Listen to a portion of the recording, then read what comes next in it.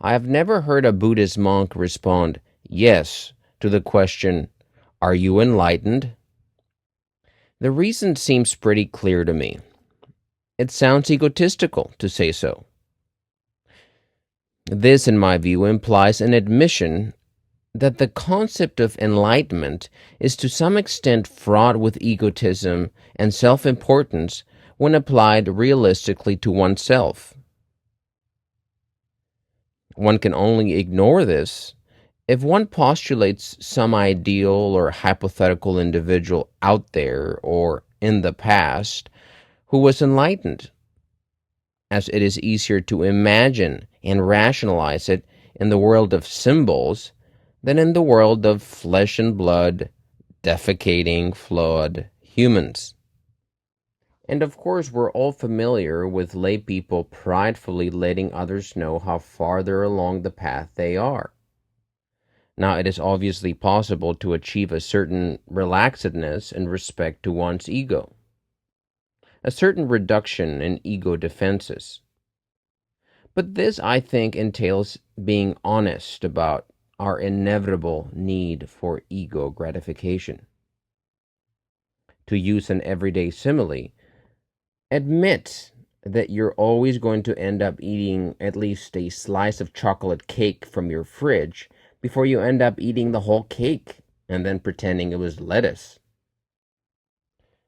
This honest awareness about inevitable ego allocation should extend to the belief in countless reincarnations as well, which does entail an indefinite postponement of dissolution and death, an indefinite preservation of some part of oneself, of one's ego. This is not to assert a purely materialistic description of the world, denying the possibility of some metaphysical reality. The tremendous creativity of the universe we are part of leaves open the door to many possibilities. Nor do I want to downplay the great benefits of Buddhist practice. But in terms of ego allocation, we do know that former Buddhist monks, like Stephen Batchelor, who had serious doubts about doctrines like karma and reincarnation, almost invariably disrobe, maintaining some Buddhist practices, but reaching more instead for other earthly sources of ego gratification, like technophilia, artistic achievement, or perhaps for some alcohol or psychedelics as well, which deal with the ego in a different manner.